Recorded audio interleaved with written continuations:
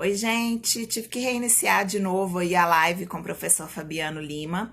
A gente vai falar sobre o período de redemocratização do Brasil, né, que vem pós-ditadura militar até os dias atuais, aí, história presente, né? E a gente estava fazendo uma discussão aí sobre os principais governos. Então, a gente falou um pouquinho que todos esses governos que vieram dos tempos para cá, eles tiveram grandes problemas com inflação, com desemprego, com diminuição do crescimento do Brasil. E a gente estava analisando agora o governo do Lula, que, né, apesar dos pesares aí, foi um governo que foi o mais estável aí dessa linha de governos que vieram pós-ditadura militar.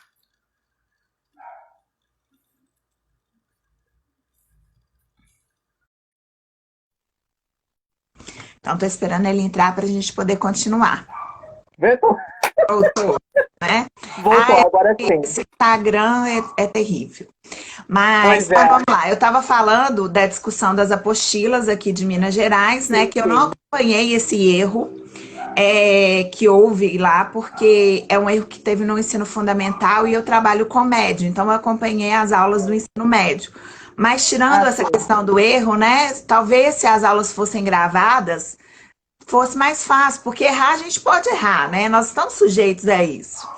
Mas Sim, o verdade. pior é você errar numa televisão e com um monte de professor te assistindo, te julgando, esperando realmente que você erre ali, porque tá bem controverso, assim, a gente não foi inserido nesse processo de teleaulas, então é complicado. Mas aí a gente vê que Pois é, é, a gente será que está isso é tentando. democracia, né? Será que Pois isso é uma é política democrático esse pública? acesso? O que a gente tem que aprender ainda com a democracia, né? Não é à toa que a gente está nessa situação, né? Em choque, né? Com todos os problemas políticos que já temos atualmente no Brasil, né? Principalmente agora, né? Nesse momento. E a gente está vendo agora uma discussão, né? Sobre a democratização do acesso, né? Sendo que é um problema que a gente estava falando, você estava falando agora há pouco, né? Sobre as medidas que Lula adotou, que tentou trazer uma certa equidade, tanto na educação quanto na economia e também social brasileira, e que agora a gente está vendo, parece ser, a impressão que alguns professores das universidades estão tendo, que pelo que me falam também, é que parece que tudo está sendo perdido, a gente está retornando, retrocedendo tudo. Né? A gente não tem mais os mesmos incentivos que a gente tinha lá nos governos anteriores, principalmente no Fernando Henrique Cardoso, Lula e até Dilma. Quando pegou o governo Dilma, teve uma decaída por causa da pressão do MDB. Tá aí, aonde eu queria chegar. Nós temos um histórico, principalmente partidário no Brasil, ainda muito referente à ditadura. Porque, para quem não sabe, né, o MDB que nós conhecemos hoje, um partido que é o centrão ali, né, da política brasileira, é um partido que é lá da época da ditadura, onde vários partidários, os mais velhos, os mais veteranos do MDB, são ainda lá da época da ditadura. Assim como o Arena, que era o partido que existia, porque durante o período ditatorial do Brasil a gente tinha ali uma política bipartidária, né? Sim. Tínhamos lá ali o Arena é que deu origem no que a gente conhece hoje na árvore genealógica partidária, né? Que eu consultei, agora eu não lembro o historiador que eu consultei, e um cientista político, né? Tem ali o que a gente chama hoje, era o PFL, que hoje é o Partido Democratas, né? E outros partidos também. Só que o Arena, ou seja, a gente tem o Arena e ainda alguns aquelas figuras políticas daquela época que ainda são presentes na política de Estão hoje. presentes, estão influentes, inclusive, na política, né?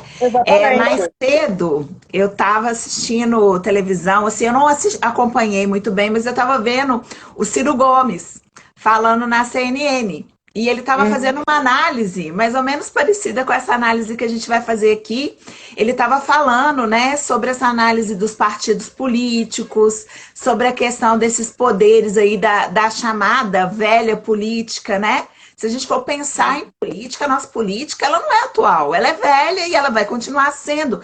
Inclusive o partido que veio com a proposta aí de ser o partido novo, de novo em si não teve nada, né? Então, assim, Praticamente.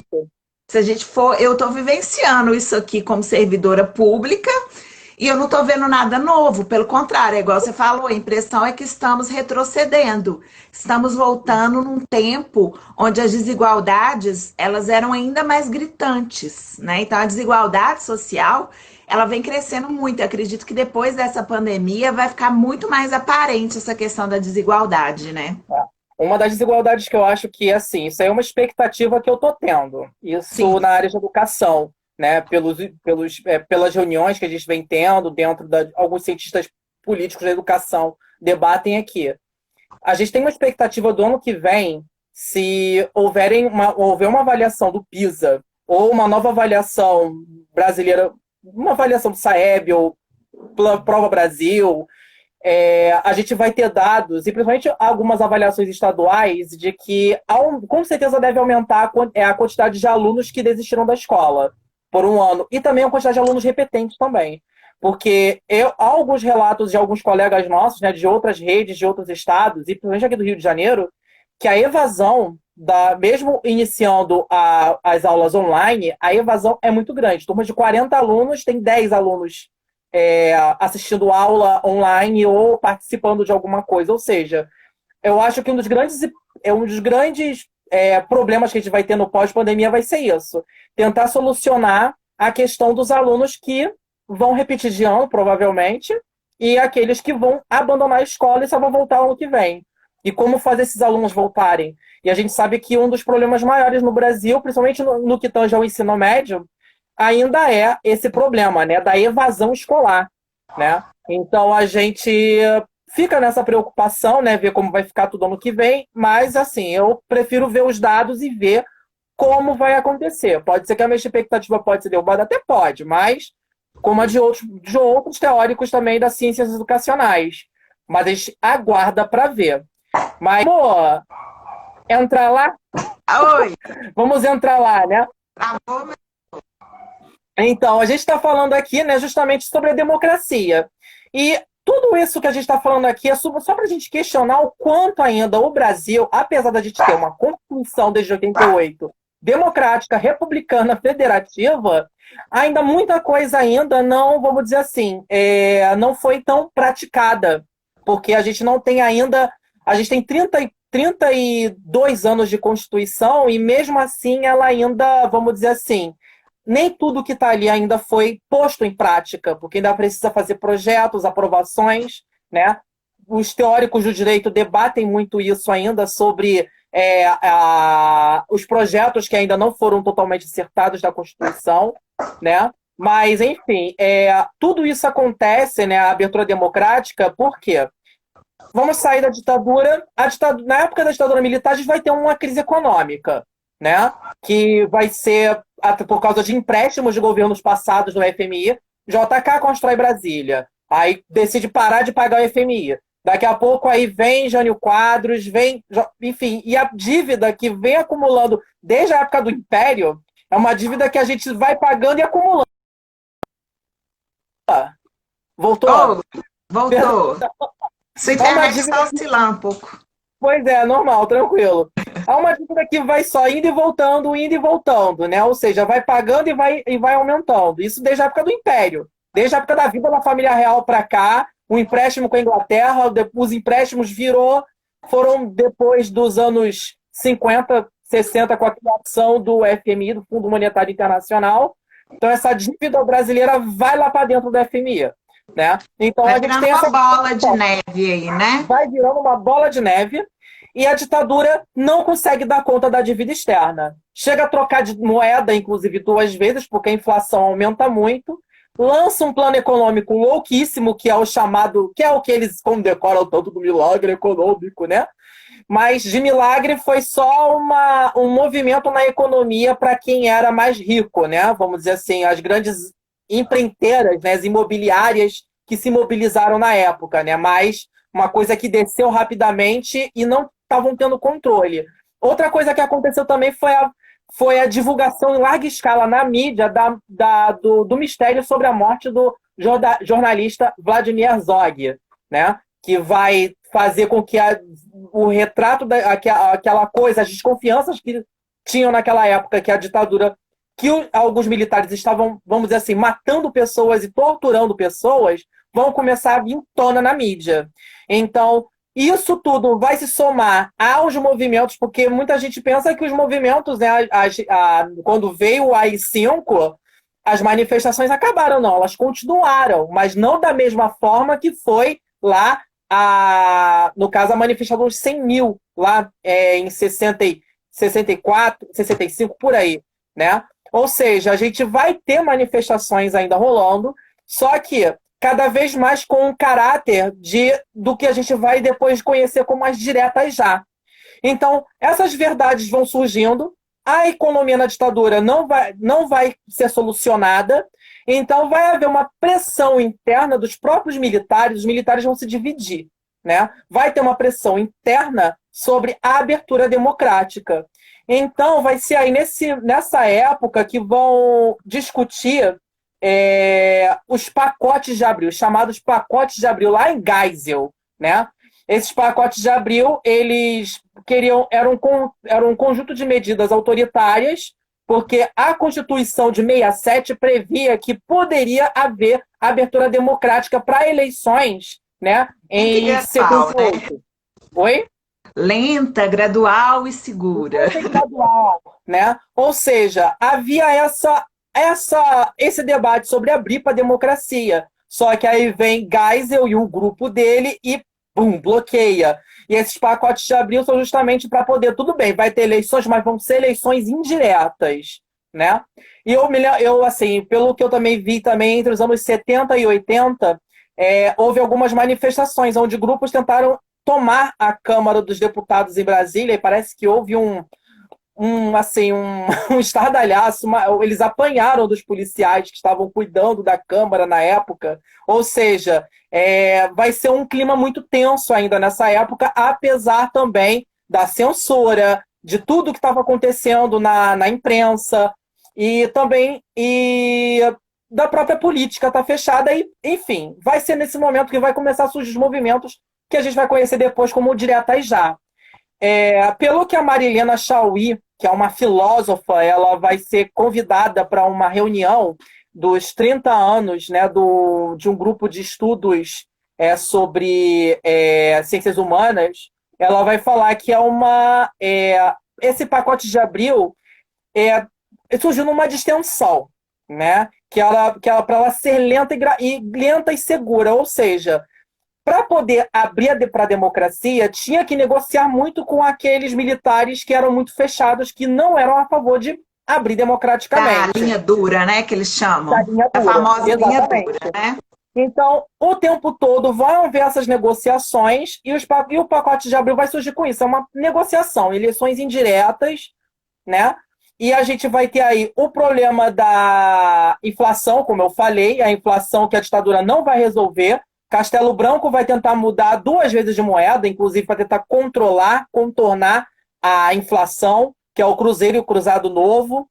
E depois o Médici vai lançar o Cruzeiro, e mesmo assim não vai estancar o problema da economia. Ou seja, a gente vai perceber que há uma certa incompetência, né, dos generais, né, de tentar controlar a economia nacional. Principalmente quando se proíbem as importações. Quando proíbem as importações depois de 76, que as classes médias e altas que começam a chiar mais alto, porque eles ficam cortados de comprar os produtos que eles consumiam, né? Os produtos importados, né? Os carros importados, né? Ou seja, então vai começar aquela galera que apoiou o golpe lá em 64 vai começar a se dividir, né? Então, vai haver uma emenda que vai ser construída, né? Antes disso também tem nesse momento histórico aí no mundo, a gente tem que pensar o que está acontecendo no mundo. A ditadura militar acontece no Brasil a partir de 64, o golpe, a gente sabe que é aliado aos Estados Unidos e Reino Unido, né? Porque eles são parte do bloco capitalista, Estados Unidos querendo dominar a economia da América Latina para poder evitar a chegada, né, de ideias sobre a economia socialista da União Soviética, que estava crescendo cada vez mais para cá. Eles fazem uma barreira econômica, né? Então, eles apoiam essas ditaduras todas na América Latina e também em outros lugares do mundo também. né? No caso, os Estados Unidos apoia essas ditaduras todas, aqui na Argentina, Chile, em vários lugares. Então, vai começar a União Soviética a entrar em decadência, vai começar a se dissolver naquela época, né? E então começa, ao mesmo tempo, diminuir o anticomunismo, porque vai surgir aquela propaganda da época quando a União Soviética se formou, né? Aí teve a Revolução Cubana, aquele medo do comunismo, né? Porque, vamos pensar, a maioria da população no Brasil é analfabeta, né? Aí ela está ouvindo num rádio, ouvindo de algum lugar, né? Dizendo que o comunismo está chegando no Brasil. Imagina, né? As pessoas chegando naquele telefone sem fio. Inclusive na última live, sobre o plano Cohen, né, que é a fake news da época e a invenção que o comunismo ia tomar o Brasil, e isso causa um certo medo. É só a gente pensar nos dias atuais, a gente pode refletir com os dias atuais. Quem se coloca como comunista, né, ou qualquer pessoa que se coloque em favor da vida, que é tido como comunista, eu já falei isso, eu não sou comunista, mas me tem como comunista por uma questão de ser contra a desigualdade, né? Inventaram aí, que eu quero escrever uma tese um dia sobre isso, o novo comunismo à brasileira, tá? Porque inventaram o que seria novamente comunismo, né?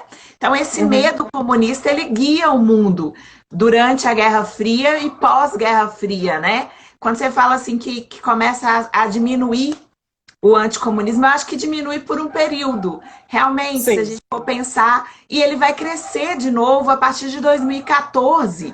Aqui no Brasil trazem essa ideia que acho que nem Estados Unidos discute isso mais, né? Isso é uma coisa muito mais nacional aí, que volta a surgir aí depois da candidatura do Bolsonaro à presidência, né? Sim, isso está muito ligado, né, àquela coisa das notícias falsas, né? E a gente também sabe que a gente tem uma população também, grupos, pessoas que estão nas redes sociais também, que vamos pensar, falam sobre, leem sobre esse material, mas não tem contato literário com esse material, né? Sim. O que é? Aí eu pergunto para você, será que uma pessoa que critica e fala, seu comunista, não sei o quê, chama o historiador, será que ele pegou o manifesto do Partido Comunista para ler? Será que o cara sabe que é aquilo, o que é aquele livro, né? Sendo que aquele livro não é só apenas uma incitação à revolta, não é isso. É um livro nada mais, nada menos que é um livro epistemológico para lançar um novo tipo de história, como uma nova forma de se escrever história, a partir do olhar sobre o efeito da economia e o efeito das tecnologias e das revoluções industriais sobre a sociedade, sobre a economia, sobre tudo isso. Ou seja, é um livro que debate sobre isso. Se você olhar o discurso que está ali, está propondo uma nova forma de se fazer história, né? Então, a gente não pode... Eu já te respondo, a maior parte, né? Até o Thiago do História em Casa está falando aqui. Quando fala em comunismo, ele pergunta o que é o comunismo para você? Porque a gente tem que ter... Essas pessoas não sabem o que é o comunismo. Nunca Não leram sabe. nada de Marx, não sabem nada disso. O Mas máximo que pegou sabe uma foi, às vezes, ideia flutuante do que seria o comunismo aí, estão colocando, né? é Então, o assim, não comunismo sabe que tem virtual. medo. Um mundo fake news, né? Exatamente. Então, a gente vai ver isso daí dar uma diminuída, porque quando as políticas mundiais descobrem que a União Soviética está começando a se dissolver, então, e está entrando em crise naquele momento, justamente por tantos altos investimentos tecnológicos que fizeram para tentar. Aí a gente questiona também, né, a questão de até como a ideia do comunismo, às vezes, a gente não pode empregar diretamente ao espaço, lugar, né? Por exemplo, muitas falam, a União Soviética é comunista. É um senso comum, porque o que a União Soviética tem, o que Cuba tem, né, e o que a China tem, e a Coreia do Norte tem, podem ser desenhos baseados nas ideias do comunismo, do socialismo, mas eles não podem dizer que são puramente, não são tipos puros, né? São modelos formados a partir de determinada ideia, né? O problema é que as pessoas ainda estão muito ligadas ainda a essa ideia do comunismo, né? Porque até a imprensa também, com pouca literatura, se apropria disso e divulga, e as pessoas ouvem, né? E refletem pouco. Então, a gente vê isso acontecer, essa dissolução. Então, não faz mais sentido, por exemplo, para os Estados Unidos apoiar ainda as ditaduras na América Latina, quando você tem ali o seu principal rival econômico, né? Rival político ali naquele momento, se dissolvendo. Então, começam então a abrir várias democracias para debates democráticos na mesma época na América Latina. No Brasil, no Chile, na Argentina, ou seja, tudo vai começando a abrir democracia para democracia, né? E também fora também algumas acusações também que vão surgir.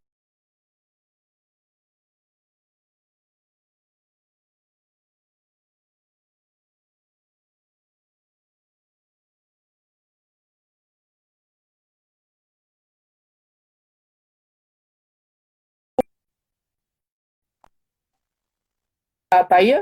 Oh, beleza. Agora voltou. Você estava falando sobre a abertura, sobre a questão das Isso, acusações. isso, exatamente. Então a gente percebe que esse anticomunismo diminui naquela época, então começa a abrir então espaço. Então tem uma pressão pela aprovação da lei da anistia em 1979, né? Então a gente vai ver retornando todas aquelas pessoas, aquelas figuras políticas e artísticas, né? Artistas que estavam lá fora do Brasil por causa da ditadura, né? Eles estavam exilados, então eles voltam, são perdoados. Só que o problema da anistia, que é uma coisa que tentou ser discutida na época da Dilma, né? Geral, É né? que manter esse perdão tanto para os militares que torturaram, quanto para as pessoas que foram presas políticas. Será que manter esse mesmo tipo de perdão é uma coisa justa, né? Ela tentaram reabrir sobre o debate da anistia na época, acabou que não deu em nada lá no governo Dilma. Acho que foi lá em 2010, 2011 que teve esse debate, né? Mas acabou não dando em nada, manteve-se tudo da mesma forma. É, então a gente vê aí, em 79, todo mundo voltando, e a pressão pela emenda Dante de Oliveira. Dante de Oliveira, né, era um político na época brasileiro e ele e vai ser proposto uma emenda para que abrisse justamente para para que haja uma abertura democrática naquele momento no Brasil. A emenda vai ser rejeitada. Porém, se a gente observar a quantidade de votos, teve 320 votos a favor dos 479 congressistas, ou seja, muitas pessoas que eram até da base militar do Arena estavam já descontentes com a ditadura, com a quantidade de votos que passaram aprovaram, mas não teve a quantidade de votos, de 400 votos necessários, né? Acho que eram 400, né? Agora eu me perdi aqui, mas era uma maioria necessária para poder tentar aprovar a emenda e abrir para as eleições. A gente tem um pouco no Brasil, se a gente observar o período que a gente teve de ditadura, período que a gente teve no passado sobre imperial, ou seja, a gente não ter uma democracia consolidada.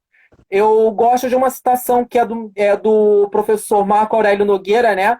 Onde ele fala que a gente tem aqui no Brasil uma mistura de tradicionalismo com capitalismo, né? Quando a gente abre para a democracia, né? Porque você tem ali uma série de políticas neoliberais sendo tomadas, né? Aliadas às grandes políticas, aos grandes países neoliberais, e ao mesmo tempo você tem políticos muito tradicionalistas, que são esses políticos aí aliados lá ao MDB, aquelas famílias, como por exemplo a família Sarney, a família, ou seja, Aqueles muito coronéis que estão patrimonial. aí, né?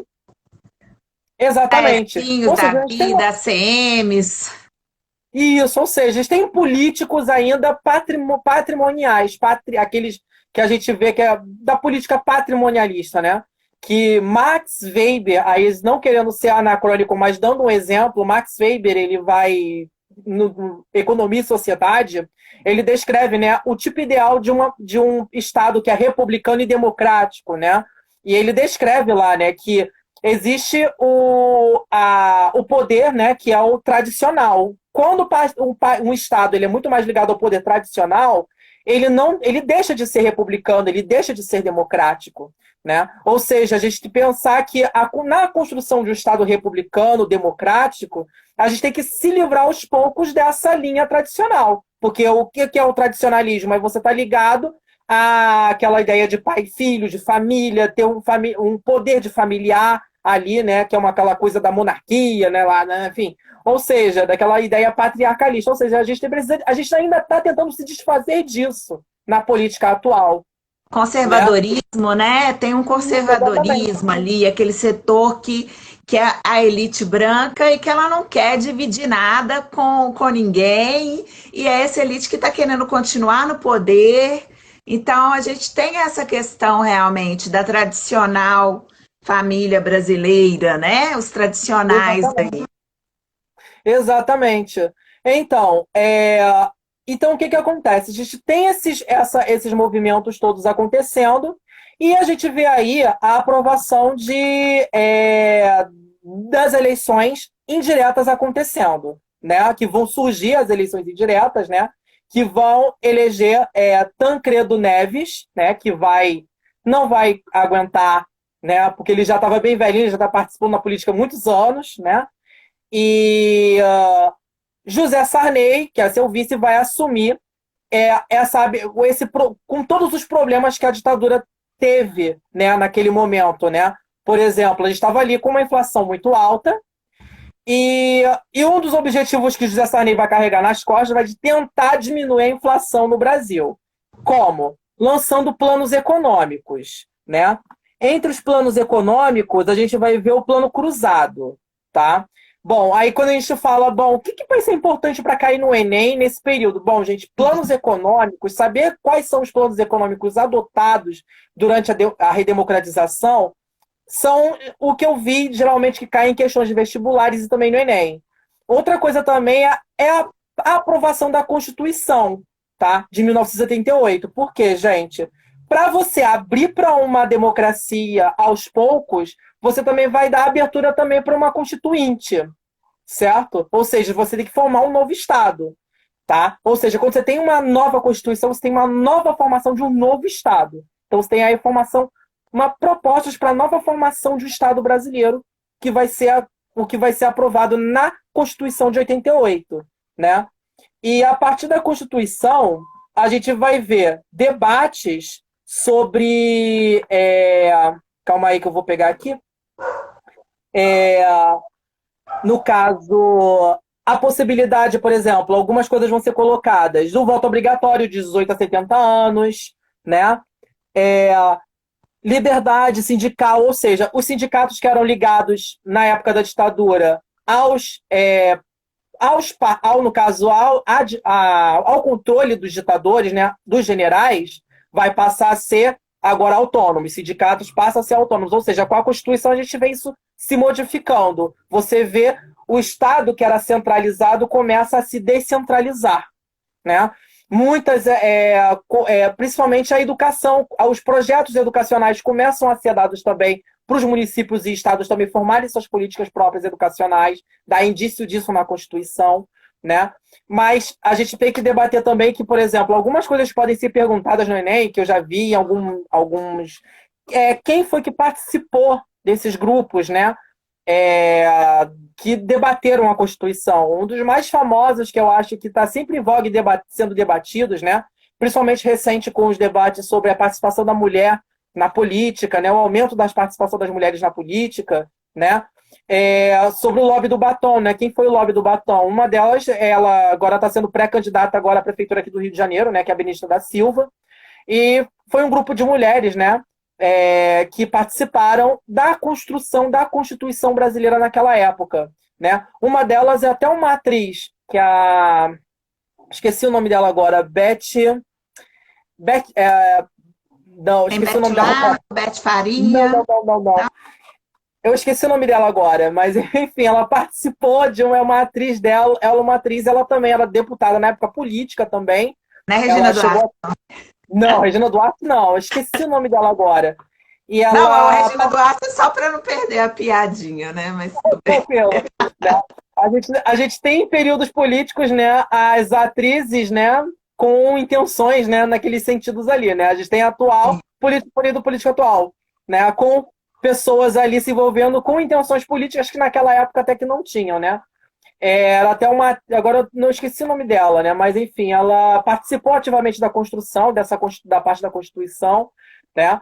Houve carreatas vindo de vários lugares do Brasil para participar da Constituinte, de políticos, pessoas indígenas, né? Ou seja, a Constituição brasileira ela representou de alguma forma a voz de vários setores das camadas sociais brasileiras, né? Que participaram diretamente da edição da Constituição da Constituição, né, que vai ser depois aprovada e aplicada em 1988, né? Fabiane, Mas eu queria só a gente voltar um tiquinho na Constituição, porque claro, sempre claro. estou vendo alguém questionar essa Constituição de 88. Como que você analisa ela assim de um modo geral, né? O problema do Brasil hoje, será que é a Constituição de 88?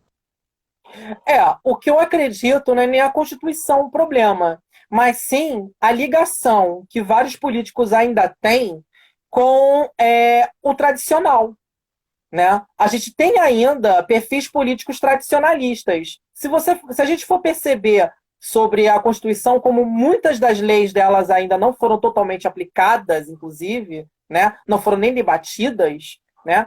A gente pode perceber que a gente ainda tem um certo assim, atraso, né? Por exemplo, tem lá na Constituição, né, algumas leis que prevêem, né, o direito, né, das populações em terem, no caso,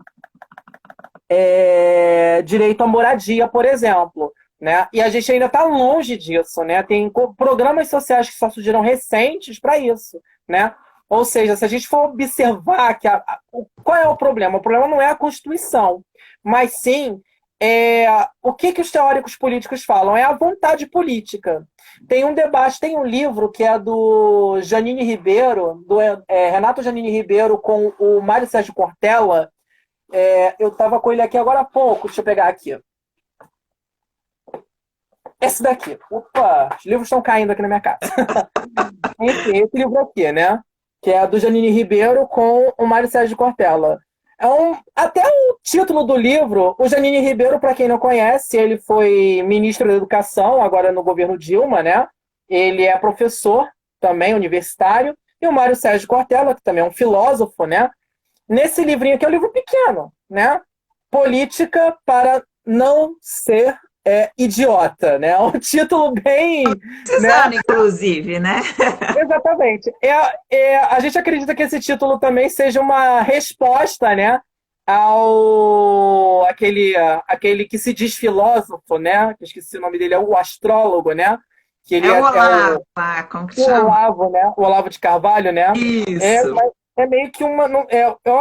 Pelo que eu li, mais ou menos, ele é mais que uma resposta. Nesse livro aqui, eles fazem um debate, é como se fosse uma conversa entre eles. Sobre qual é o problema realmente da política brasileira. Pelo que eu vi aqui no debate deles, é que nem tudo que está ali da Constituição foi aplicado, justamente por essa ligação que a gente tem com a política tradicionalista. Né? Nós temos ainda uma herança muito tradicionalista de partidos tradicionais, que promovem políticas ainda muito patrimoniais ainda. Se a gente for olhar o MDB, o PSDB, por exemplo, são partidos ainda que ainda carregam muito ainda nos seus veteranos, né, aquelas figuras lá de trás ainda, da época ainda da ditadura, né, são herdeiros ainda do MDB, né. Mas nesse livro ele fala sobre isso, que, por exemplo, eles debatem também uma coisa aqui sobre a questão da votação, né? Será que a votação obrigatória... Será que... Voltou. Será que a Opa, voltou. votação obrigatória ela ainda é uma forma ainda de ser... É democrática a votação Justo, obrigatória, né? né? Será que não Ou seria seja, melhor eu não obrigar, igual nos Estados Unidos, realmente somente irem lá pessoas com consciência política? isso. Eles aqui, como filósofos, eles colocam isso em questão, né? Sobre como, se é para reformar a democracia, como reformar isso, né? Ou seja, será que o voto obrigatório, de repente, também não dá abertura, né, para para as figuras que compram votos, por exemplo, que fazem a campanha de boca de urna, né? Isso eles vão debatendo aqui dentro, né, do livro. E enfim, são ideias que eles levantam, né? Mas será que o voto obrigatório realmente ainda pode ser uma coisa utilizável? Será que deixando o voto não obrigatório, será que ele deixa de uma forma, torna mais democrático? Porque seria democrático com aquela pessoa que resolve, olha, eu não quero votar.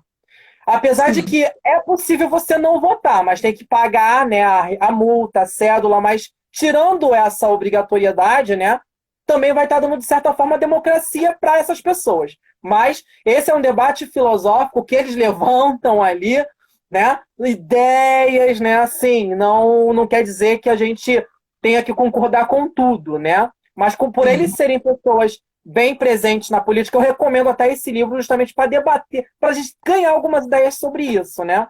Sobre a questão da Constituição, né? Mas, enfim, é isso. O problema da nossa política é a política ainda ser muito A ligada ao politicagem, tradicionalismo. né? Como eles Isso, chamam, né? A exatamente. politiqueza, a politicagem. É a questão de Exatamente. que o poder.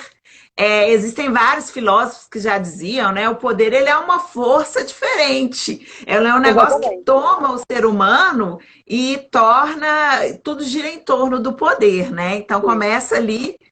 Oi. Inclusive o Max Weber, né, que ele escreve Economia e Sociedade. Peraí, eita, deve ter pego tudo mais fácil. Economia e Sociedade, é esse tijolo aqui, gente, né? Economia e Sociedade, que é esse livro aqui, ele coloca Max Weber que ele é um teórico político, um cientista político lá da época do período quando a Alemanha estava se construindo como Estado. Então ele começa a descrever ideias para a Alemanha, né? Para se tornar um país republicano, democrático, né? E aqui ele descreve, né, os tipos de poder, né, que existem. O poder tradicional para ele, né?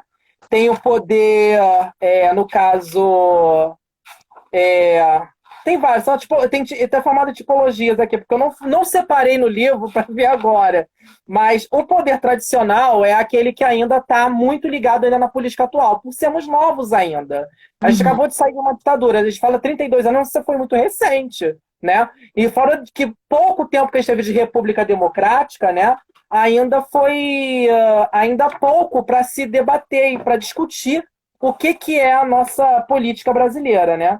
Vamos dizer assim, ele fala sobre patriarcalismo, ou seja, ele fala sobre tudo isso, né? Eu tenho essa edição aqui que é em espanhol, mas ele é dividido em 2 volumes, né? Que é o volume 1 e o volume 2. O volume 2 ele bota as tipologias de poder todas, né? Tem a tipologia tradicional, tem o poder tradicional, tem o poder burocrático, poder burocrático que é o mais próximo de um perfil democrático e republicano. Porque muita gente fala, as coisas têm burocracia demais. Mas gente, a burocracia, ela existe para quê? Para você ligar o público com uma demanda até o maior representante público de poder, né?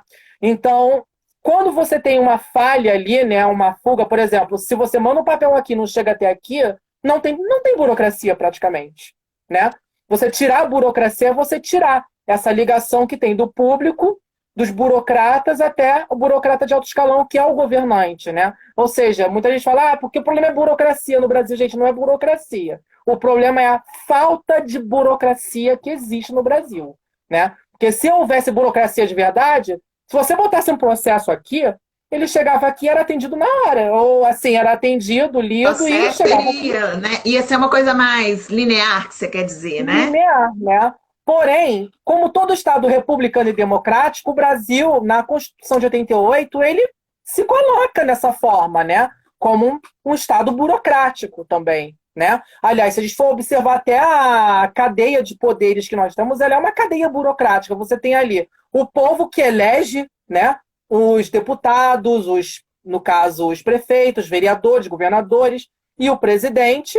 E ali você tem ali as demandas populares que são levadas para a Câmara dos Deputados, da Câmara dos Deputados aprovadas por Senado, Senado manda para o presidente assinar, se não for aprovado, volta para votação, ou seja, isso é a democracia, ou burocracia, isso funcionar, isso circular. né? Mas De uma parece forma que a rápida, burocracia no não se Brasil... perder no meio do caminho. O que acontece no Exatamente. Brasil é que existem interferências. A gente já viu um Estado burocrático, e dentro dessa burocracia existem interferências que querem Sim, burlar o que seria o linear, o que seria a burocracia, né? Então, o tempo todo você sim. quer burlar essa burocracia, é isso que talvez atrase o Estado brasileiro, né? Exatamente, né? Então, a gente vai ver aí, lançamento da Constituição de 88, né? Várias. Então, a gente pode cair no. O que pode cair no Enem ou nos vestibulares sobre isso, né? A questão dos direitos, do direito democrático, né? A importância da votação, quantas pessoas passaram a votar com a votação obrigatória, quantas pessoas passaram a participar da política atualmente em relação à época da ditadura, ou seja, o quanto a democracia aumentou, isso pode ser teorizado em questões do Enem, já foi teorizado numa questão que é de 2011, inclusive, tem uma questão do Enem que fala sobre isso, eles colocam uma tabela, né, identificando o intervalo e a participação de pessoas na democracia, né, brasileira, né? Então, eles colocam ali como os tempos atuais, né, como tem um setor maior da população participando. Ou seja, a ideia da Constituição é essa, dar de direito às pessoas para a participação política, né? E também direitos à população. E depois disso, a gente pode debater também o seguinte, com a democracia consolidada, então vai abrir as primeiras eleições. José Sarney vai tentar fazer uma política econômica doida, né, que ele vai congelar preços, e a gente sabe que pode ser que caia questões de congelamento de preços, né? O aluno tem que teorizar. Pode cair uma questão de história? Pode. Pode cair uma questão de geografia? Pode. Também. Que é saber por que caiu um texto lá sobre o congelamento de preços, né? Tanto de Collor, Sarney, ou desses planos que foram lançados aí. Por que o congelamento de preços é perigoso no caso, para a economia brasileira? E pode também a gente teorizar aí que quando você congela os preços, o valor internacional dos produtos que serve, por exemplo, eles têm um congelamento de valores de produtos. Aquele produto que foi produzido ali, que teve o preço congelado, ele foi feito com vários outros tipos de produtos. Certo? Então, o que vai pagar, o dinheiro que paga esse produto vai pagar também os produtores que fizeram esse produto aqui. Então, quando você congela os preços, você não congela o preço dos produtores. Então, ou seja, você pode ter um retorno de lucro que não cubra a dívida com os produtores. Então, ou seja, o perigo de congelamento de preços é esse: você não ter dinheiro suficiente para pagar quem foi que produziu aquele produto ali. O que pode ainda fazer o quê? Aumentar mais a inflação. Tá? Ou seja, a gente tem esse problema, então a gente pode teorizar isso, as trocas de moedas também. O período, por exemplo, o período Collor. Collor foi o primeiro presidente eleito pela democracia, né, vigente na Constituição de 1988, e muita gente teoriza, gente, como Collor foi eleito, né? E o que aconteceu na política quando Collor? Bom, quem pegar as políticas, a propaganda política, tem no YouTube algumas propagandas antigas, né? Do Collor, né? Se elegendo, era ele andando de jet ski, né? Era na capa da revista, dizendo que ele é um homem jovem, atlético, Era né? A revista Veja trazer essa nova política mesmo, né? Que Isso. desde aquele período, a partir de agora, ele tem uma frase importante, o Collor, que ele fala na questão dos carros, né? Que ele fala que ele vai modernizar essa questão dos carros, que a gente não tem carro, né? Ele E também daí se colocava também como caçador de marajás, né? Porque sim, ele se esse colocou caçador de à Marajá é o frente melhor. para tentar caçar ou investigar deputados ou políticos que estariam envolvidos em esquemas de corrupção, né? Então a gente vê aí Collor sendo eleito com aquela promessa, né, de acabar com a corrupção, sendo que a gente tinha acabado, a Constituição bateu aqui, a gente nem sabe nem o que está acontecendo, né? Sim. Você tem ali o Collor sendo eleito com essa propaganda, o corpo dele sendo exposto nas revistas, né, como uma forma de chamar atenção para a Jovem, jovialidade bonito dele, e né? atlético. Exatamente, ou seja, a gente acaba, o pessoal elege, né, um presidente que, vamos dizer assim, tinha um plano dizendo que ia acabar com a inflação, tudo isso.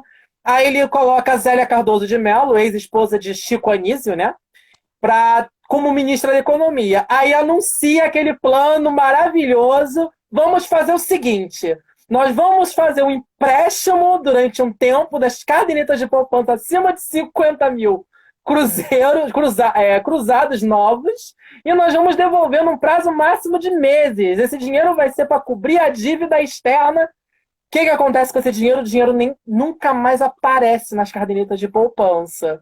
Então, isso vai entrar numa investigação e vai também entrar numa investigação sobre a utilização de um carro dele com dinheiro que era de campanha política para comprar um automóvel, né, também. Então, vão pedir o impeachment dele nesse momento, que ele também vai tentar anunciar, né, o plano Collor, né, que é o plano que vai tentar controlar a economia brasileira, confiscando as cadernetas de poupança, né? E nessa guia, engraçado que ele, nessas eleições, ele foi para o segundo turno e perdeu para o Lula. Oh, o Ganhou. Lula perdeu dele, né? Ou É, seja, chegou quase ponto ali, né? Mas, enfim, vai vir vários escândalos, né? Para quem não conhece, PC Farias, que era um político que era o tesoureiro de campanha dele, né? Ele vai, depois de uns anos, se suicidar também, vai aparecer morto, ninguém sabe se ele se suicidou, se ele foi é, assassinado, esse né? daí eu já acho que foi assassinado, né? Mas Eu é o também meu acho. Acho que foi achismo. acerto de conta já da família Collor, mas enfim. Isso é só a minha humilde opinião de É, coisa nenhuma, né? Mas não é nada teórico, porque não tem nenhum resultado sobre isso, né? sim. Então, Collor impeachmentado, quem assume é seu vice, Itamar Franco, para tentar resolver a situação econômica brasileira. Então, o que ele faz? Ele chama para como ministro da Economia, um colega dele, né, que era o Fernando Henrique Cardoso. Fernando Henrique Cardoso, ele era do PSDB, ele era conhecido por ser um cientista também social. Ele era um sociólogo, e o cara também, ele sacava muito de história. O Fernando Henrique Cardoso, como político, a gente percebe que ele era bem neoliberal, né? Pelas propostas que ele depois por causa dessa proposta que ele vai anunciar, que eu vou falar, ele vai acabar sendo reeleito presidente da República. Ele vai anunciar o chamado Plano Real. O que foi o Plano Real, gente? O Plano Real, ele vai pegar um plano econômico que foi criado na Alemanha durante o período da Primeira Guerra, final da Primeira Guerra Mundial, que a Alemanha estava devastada, o marco alemão estava totalmente desvalorizado, então o chanceler alemão na época criou duas moedas para substituir a moeda alemã. Uma dessas moedas era intermediária, ela era utilizada, né? Por exemplo, caso uma moeda era uma moeda A e B, se essa moeda tivesse desvalorizada, você usava a B, ou seja, essas duas moedas foram trocadas pela moeda lá, né? Ou seja, essas duas moedas foram substituídas. Então, essa moeda A foi substituída pelas duas moedas B e C, e conforme era a desvalorização do dia da moeda, as pessoas escolhiam usar a moeda B ou moeda C, ou seja, uma moeda intermediária. E depois a moeda C virou a moeda principal. A moeda que menos desvalorizava virou a moeda principal. Então, baseado nessa ideia, Fernando Henrique Cardoso anunciou o Plano Real, criando uma moeda que entraria junto com uma outra moeda que era uma moeda virtual. Não era o Bitcoin, não, tá, gente? O Bitcoin é muito diferente, tá? É Uma muito moeda novo, virtual. inclusive, né? O Isso é mais que é uma moeda virtual? É algo que não existe fisicamente, mas ela navega em torno da gente. Viagens à parte, mas enfim. É uma moeda eletrônica. Como ela vai funcionar? É uma moeda que ela vai servir para tentar evitar a desvalorização da troca da moeda. Essa moeda vai ser chamada de. Deixa eu ver aqui. Unidade real de valor. A Não, isso unidade foi real uma de valor. bagunça na época, assim, eu era muito criança, Ó, nessa época, assim, eu devia ter uns 5 anos, 6 anos, mas eu lembro sim, que foi um negócio bagunçado aqui. foi. Então, o que que vai acontecer? Essa unidade real de valor, ela vai ser uma moeda intermediária para evitar a desvalorização da nova moeda que estava sendo criada, que era o real. Como ela funcionava? Quando as pessoas elas receberam o primeiro salário a partir do anúncio do real como a moeda principal do Brasil, eles já iam receber automaticamente o salário daquele mês seguinte em formato de real, de moeda real. Ou seja, para poder fazer isso, eles anunciaram essa unidade real de valor, que era uma moeda virtual, que era para converter automaticamente o dinheiro das pessoas quando elas fossem tirar, por exemplo, lá no caixa, né? No caixa registrador, na caixa registrador, no caixa 24 horas, por exemplo, né? Ou seja, as pessoas já iam tirar o do caixa, ali na boca do caixa, o valor do salário já em reais convertido, certo? É uma moeda que serviu só para conversão, para depois oficializar o real, tá? É uma moeda intermediária. E ela, e qual era a função dessa moeda? Conforme a desvalorização do dia, ela pegava a desvalorização e equilibrava o valor do dólar. E durante 10 anos, a nossa moeda vai ficar, por lei e por decreto, equilibrada ao valor do dólar. Ou seja, de 1994 até 2004, a nossa moeda vai ter um valor equivalente ao dólar, né? Porque foi um acordo que foi feito com o Fernando Henrique Cardoso, né, com o FMI, porque o FMI, a princípio, não aprovou a criação do real no Brasil, mas em troca disso, Fernando Henrique Cardoso ele vai fazer um acordo com a FMI para pagamento da dívida externa, né? Que estava desde a da época de José Sarney também tinha fechado. Ele disse: olha, não temos mais condições de pagar a dívida externa, porque a nossa inflação está muito alta. Né? Ele vai a público, vai à televisão e anuncia isso. Né? Então, Fernando Henrique Cardoso começa a negociar o FMI, o pagamento da dívida externa. Então, para negociar, aí vem o que foi a marca da política do governo Fernando Henrique Cardoso, quando ele vai ser eleito em 1994, que vai ser o quê? As privatizações de quase todas as empresas estatais do Brasil. Vale do Fabiana, Rio Doce vou fazer vai o ser uma das seguinte: primeiras.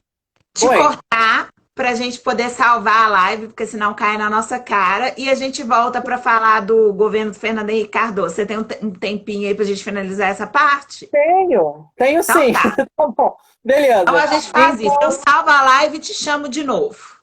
beleza, Tá pode bom? ser. Tá Então tá. bom. Valeu, Sabrina, valeu. Até daqui uns 3 minutinhos. Até.